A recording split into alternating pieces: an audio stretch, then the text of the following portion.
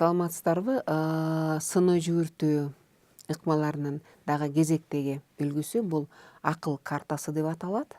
Муну негизи америкалык окумуштуу жана ишкер Тони Бюзен ойлоп тапкан экен.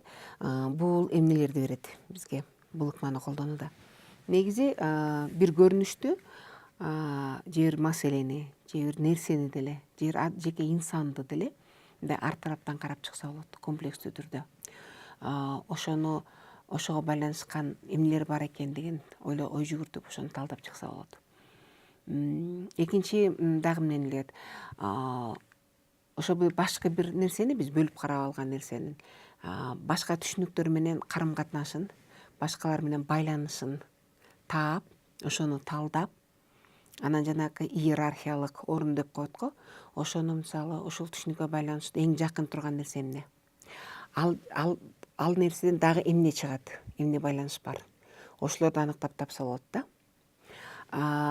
Ошол аркылуу мисалы эң башкы нерсе эмне, экинчи орундагы башкы нерсе эмне, анан кошумча эмне, анан таптакыр эч мааниси жок нерсе эмне? Башкы нерсеге байланышы бар, бирок эч деле анчалык чечүүчү эч кандай ролду аткарбаган эмне бар болот экен, ошону аныктаса болот да. Бул аркылуу негизи балдар түрдүү нерселерди талдап, анан негизги жерлерин таап, негизги эмес жерлерин таба үйрөнүшөт да, негизи талдоого үйрөнүшөт. Анан ошонун аркасынан мындай адаттан тышкаркы көнүмүш эмес бир өзгөчө бир чечимди дагы таап иштей алышат да балдар. Негизи акыл картасынын мааниси эмнеде? Педагогикалык көз караштан алганда, эмне үчүн педагогикалык деп басым жасайбыз? Себеби деген муну ойлоп тапкан адам, ал өзү педагог эмес болчу, ал өзү ишкер, анан окумуштуу болчу да. Ошондуктан педагогикалык чөйрөгө алып келгендеги мунун мааниси бул кайсы бир түшүнүктүн, кайсы бир ойдун, объектинин башкалар менен болгон себеп натыйжалык байланышын таба билүү. Эмне үчүн башкы нерсе менен бул байланыштуу?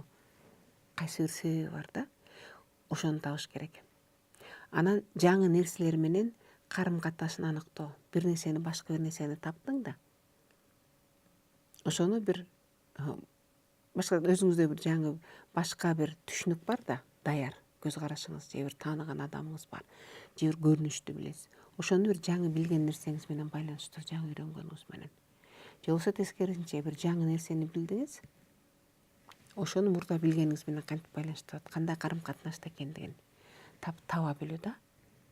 Ошондуктан бул ой жүгүртүүнүн, сын ой жүгүртүүнүн, талдоо аркылуу ой жүгүртүүнүн аябай жакшы бир ыкмасы, жакшы бир жолу болуп эсептелинет. Кантип колдонсо болот? Биринчиден баягыдай эле баардык эле сын ой жүгүртүү ыкмасын колдонууда мугалимдин алдын ала даярдыгы керек деп айтып атпайбызбы? Мында дагы даярдык керек. Мында дагы көбүнчө эң негизгиси мындай көрсөтмөлүү материалдар керек болот. Такта же болбосо бир чоң кагаз керек болот. Сөзсүз түрдө түстүү карандаш, калемсаптар керек. Түстүү маркер болобу, фломастер болобу, же бир түстүү кагаздар болобу, ошолор сөзсүз керек болот. Анан тактанын бетине, ортосуна же чоң кагаздын бетине, ортосуна ошо өздөштүрүлүп жаткан, карала турган түшүнүктү жазып, аны тегерек алып койсо болот. Түшүнүк, көрүнүш, табияттын көрүнүшү, же бир жаратылыштагы бир элементпи, же бир инсанбы, же балким бир сөздү, же бир сөз айкашын, жанагы туруктуу сөз айкаштар бар го фразеологизмде, же ошону карап атасызбы? Же бир географиялык түшүнүктү карап атасыз, мисалы гидросфера деген теманы өтүп атасыз, же болбосо химиядан мисалы металлдарды өтүп атасыз.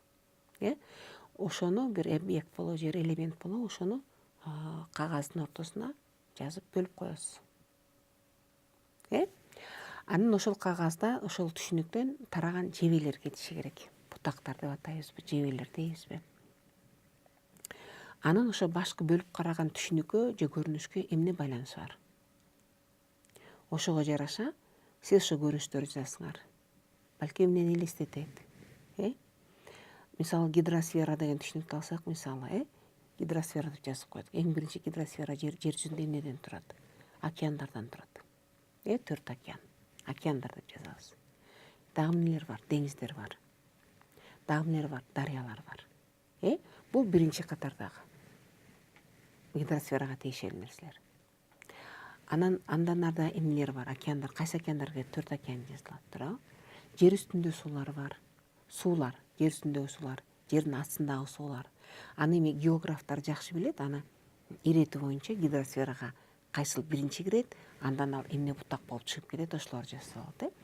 Анан көлдөр деп отуруп, атыгы биздин ысык көлгө да жетсе болот, соң көлгө да жетсе болот. Кайсы кандай карым катнаш байланышы бар. Ошону жазса болот. Демек,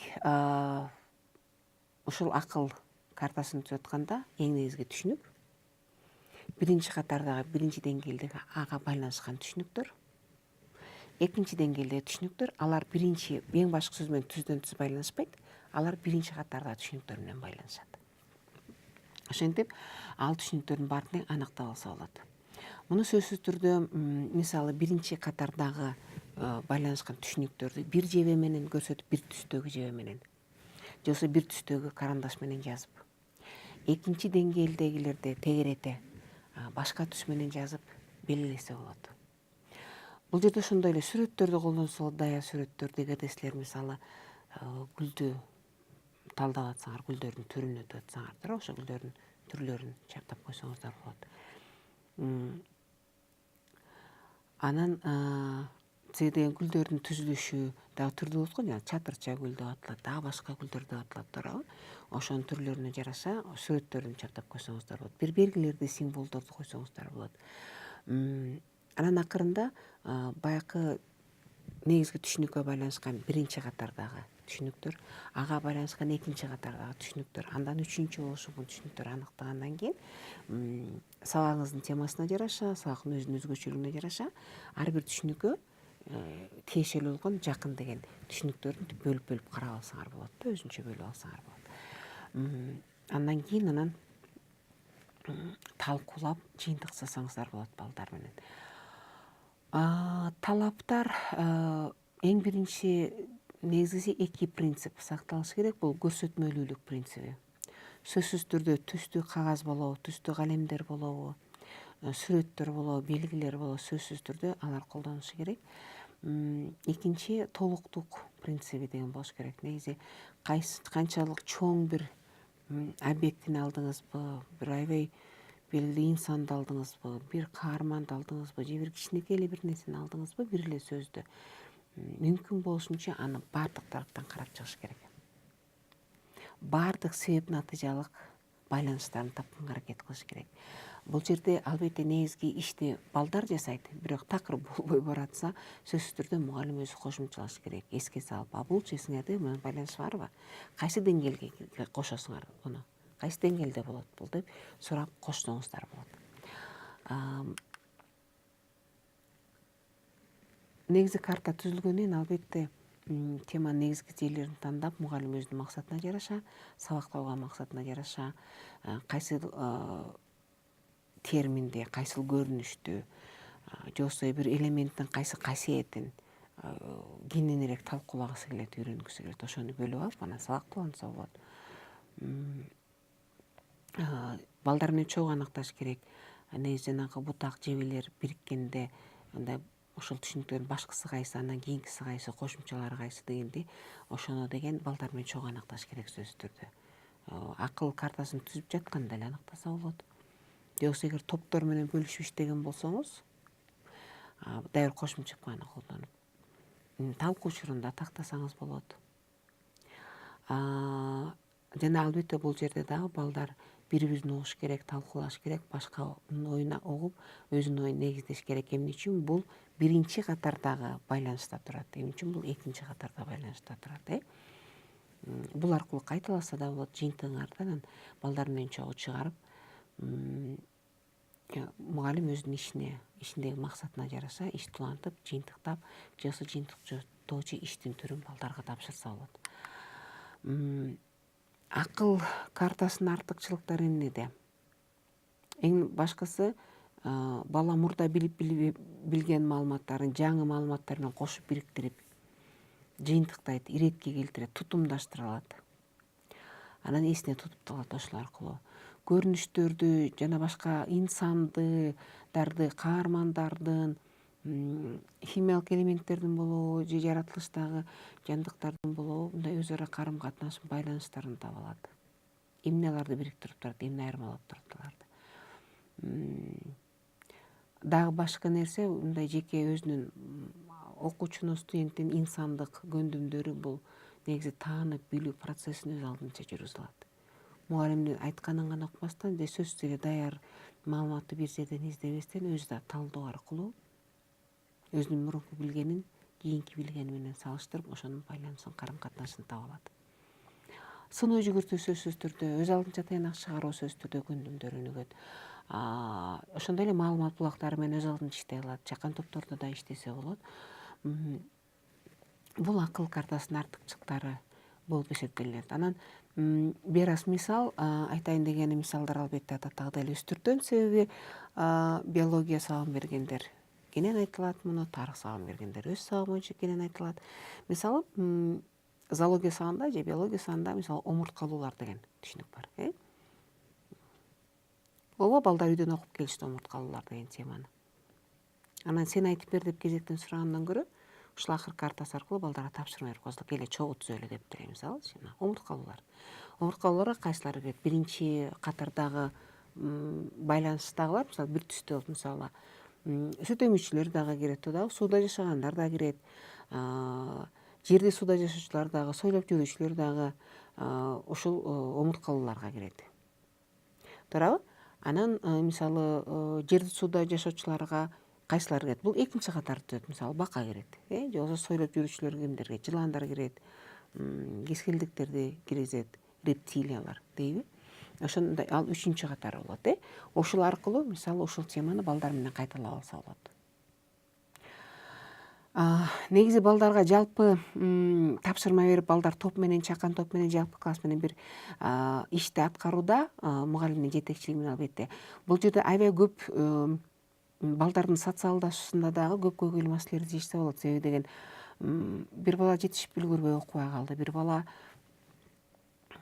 жакшы түшүнбөй калды, бир бала эсинде калган жок, же чаташтырып атат, омурткалуулар кайсы эле, сууда жүрчүлөр кайсы эле деп адашып кетиши мүмкүн да, мисалычы. Ошондо ушул чогуу акыл картасын түзүү аркылуу, же болбосо эки топко бөлүп коюп, ар бириң өзүң түзгүн, мындай атаандаш таймашабыз депчи, мелдеш кылабыз деп. Ошондой кылганда баягы жанакы кайсы бир себеп менен өздөштүрө албай калган балдар дагы ошо башка балдарга аралашып, өзүнүн билгенин айтып, билбегенин башкалардан угуу менен мындай үйдөн жетишпей калганын аткарат да. Биздин сабак берүүдөгү эң негизги башкы көздөгөн максатыбыз балдарга билим берүү болгондуктан ким окуду, ким окуган жогун текшерип эмес, балдардын негизи кандай болсо да баардык балдар мүмкүн болушу билим алышына жетишебиз дегенден кийин бул аябай жакшы иш болуп эсептелет. Себеби балдарга бак койгонго үлгүрсө болот. Себеби бул ишти аткаргандан кийин өз алдынча тапшырсаң берсеңиз болот да. Мисалы сен түшүнүгүң, мисалы бул катары силер мисалы сүт эмүүчүлөр жөнүндө жазып бергилечи, кайсылар кирет, эмне өзгөчөлүгү бар. Силер мисалы сууда жашагандар жөнүндө же сууда жерде кургакта жашагандар жөнүндө жазып бергилечи деп. Ушундай кайталоо иши жүргөндөн кийин ар бир бала жеке өзүнүн ишин татыктуу жана мындай ишеничтүү аткарылат деп айтса болот. Бул жакшы нерсе. Дагы бир мисал тарых сабагынан алалык. Мисалы 20-кылым Кыргызстандын тарыхында мисалы өздөштүрдү жалпы бир аябай чоң блок, чоң тема өттү да. Бир нече сабактын ичинде 20-кылымда өттү Кыргызстандын тарыхында. Анан ошо акыл картасын алып, ошону түзүү менен аны кайталасаңыздар болот. Мисалы 20-кылым Кыргызстан деп жазып койсоңор, анан кайсы негизги окуялар болду эле? Мисалы 16-жылда үркүн, революция, Октябрь революциясы, ага чейинки февраль революциясы, 37-жылдагы окуялар, репрессия, ата мекендик согуш, кайра куруу, СССРдин жоюлушу. Андан 3-чү катарда ар бир ушул окуяга байланыштуу дагы өзгөчө эмне окуялар болду эле? Мисалы 16-жылдагы үркүн. Ага улай эмне болду эле? Кытайга качып баргандар элдин туура, ошондой кыйынчылыктар. Ага байланыштуу жанакы падышалык аскерлер менен кагылышуу, беттешүүлөр болду, башка окуялар болду. Кытайдан кайтып келүүлөр туура, ошол да болушу мүмкүн. Революция мисалы эмне Кыргызстанда жалпы ошол мезгилде Октябрь революциясы Кыргызстанда кандай болду, кандай жүрдү, эмне окуялар болду ошого байланыштуу. Мисалы кулакка тартылды, колхоздоштуруу болду туурабы, сабатсыздыкты жоюу деген иштер жүргөн болчу туурабы. Атамекен согушта мисалы тылда оруктагы турмуш эмне болду, фронтко азык түлүктү канча чогултушту, адамдар кантип аскерге кетишти эле туурабы. Бул 3-чү катардагы окуя болот. Анан дагы негизи муну ушу 20-кылымда Кыргызстандын тарыхы жөнүндө тест өткөрүү же болбосо экзамен алуу же болбосо текшерүү үчүн кайсы түрдө болбосун өткөрүүдөн мурун ушул акыл картасы аркылуу кайталап алсаңыздар, менимче балдардын жыйынтыктоочу иши ийгиликтүү, жакшы болот деп ойлойм да. Дагы бир жолу кайталайм, бул түрдүү сабактардан мисал, бирок бул үстүрттөн гана ар бир мугалим өзүнүн сабагына жараша албетте муну тагыраак, кененирээк, тереңирээк айта алат. Мисалы кыргыз тили сабагынан балдар жөндөмөлөрдү өттү. Мисалы тилчи болбой турган балдарда эле кыргыз тилин чет тилине катары үйрөнүп аткан жөндөмөлөрдү өттү да. Мисалы аталышын жөндөмөлөр деп ортосуна жазып коебуз. Биринчи катарда жөндөмөлөр аталышы 6 жөндөмөнүн аты, туурабы? Экинчи катарда балким суроосу болот. Кайсы суроого жооп берет? Андан ары анын жанында мисалы ар бир жөндөмө кайсы жандоштор менен колдонулат. Мисалы үчүн деген жандош сөзсүз гана атош жөндөмөсү менен колдонулат. Эки эле сөз, мени, сени, аны деген сөздөр бул эрежеден чектебесе, калган учурда ушу атош жөндөмө менен колдонулат. Барыш жөндөмө кайсы жандоштор менен колдонулат. Ушул сыяктуу да. Анан дагы ушул жөндөмөлөр турган кайсы туруктуу сөз айкаштары бар. Мисалы кайсы бир сөз ушул жөндөмөдө турат.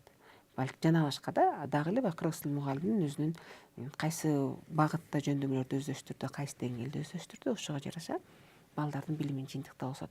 Анан ушундан кийин сөздөрдү туура жөндөмөлүк мүчөнү кошкула деген мисалы тестти өткөрсө, жана multiple choice дейт го, мисалы жооптун варианттарын берип коебуз, биринчи, экинчи вариантта.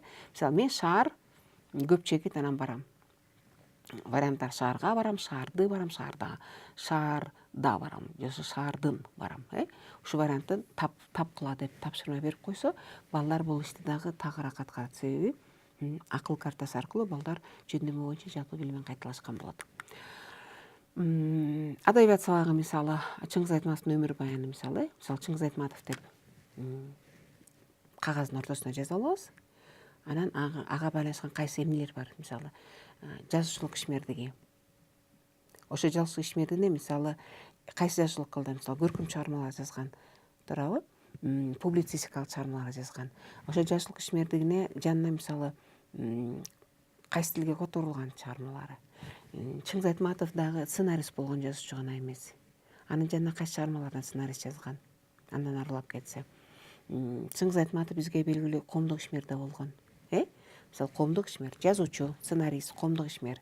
Коомдук ишмерге кийинки 3-чү катарда кайсы болот? Мисалы Ысык көл форумун уюштурган, ошондо эле элчилик ишти аткарган, туурабы? Экинчи чыгармалары, анан чыгармалары кайсылар бар? Повесть жазган, публицистика жазган, туурабы? Анан кайсы чыгармалар мисалы тасмага тартылган, туурабы? Кайсы мисалы Жамиле экрандаштырылган жана башка. Ошондой Чыңгыз Айтматовдун биринчи катары мисалы сыйлыктары деп жазса болот. Кайсы сыйлыктарга ээ болгон? Эл аралык сыйлыктарга ээ, мамлекеттик сыйлыкка ээ, СССРдын жазуучу болгон, кыргыз эл жазуучу болгон. Ошолорду дагы мындай ирети менен улам кийинки катарга сыйлыктар экинчи катарда, кайсы сыйлыктар 3-чү катарда болот, Ошентип жазып, Чыңгыз Айтматовдун дагы өмүр баянын кайталап, же болбосо сактын башында өтсөңөр, Айтматов белгилүү адам. Андан кийин текстти окуп, муну мисалы чакырык баскычында колдонуп, Чыңгыз Айтматов эмне билесиңер деп ошо акыл картасын түзүп алып. Анан эми балдарга сунуштасаңар болот. Айтматовдун өмүр баянын окудук толук. Эми баягы акыл картабызды келе дагы толуктайлык, дагы эмне кошсок болот экен деп өтсөк болот. Сөзсүз түрдө эле акыл картасын ой жүгүртүү же жыйынтыктоо деңгээлинде эмес, эгерде балдар бул жөнүндө маалыматы бар деп ишенсеңер, чакырык баскычында дагы колдонсоңуздар болот. Бул дагы эле башында бир топ ыкмаларга байланыштуу айткандай, балдарды темага тартып, балдарды кызыктырып, ошону жандандырып, мурдагы билгендерин эстетип, андан ары ишти улап кеткөндө, ийгиликтүү улап кеткөнгө натыйжалуу болушуна көп жакшы түрткү берет. акыл картасынын артыкчылыктары эмнеде? Бир нерсеге байланыштуу көп түшүнүктөрдү, көп маалыматтарды тутумдаштырып, бир нерсе бүтүн нерсе катары караганга мүмкүнчүлүк берет. Алардын өз ара карым катнаштарын, байланышын тапканга мүмкүнчүлүк берет. Бул ишти аткаруу аркылуу балдардын талдоо жөндөмү, салыштыруу жөндөмдөрү өрчүйт. Ушул аркылуу мисалы негизги нерселерди аныктай алат, негизги эмес нерсени аныктай алышат да. Мисалы кайсыга көңүл бурса болот, кайсына көңүл бурбай койсо болот да. Анан негизи жыйынтык чыгаруу, жыйынтыктоо жөндөмдөрү дагы өрчүйт. Өзүнүн билгенин жалпылап, иретке келтирүү, кандайдыр иерархиялык тартипти дагы табуу жөндөмдөрү ушул акыл картасын түзүү аркылуу дагы жакшы өрчүйт деп айта алам.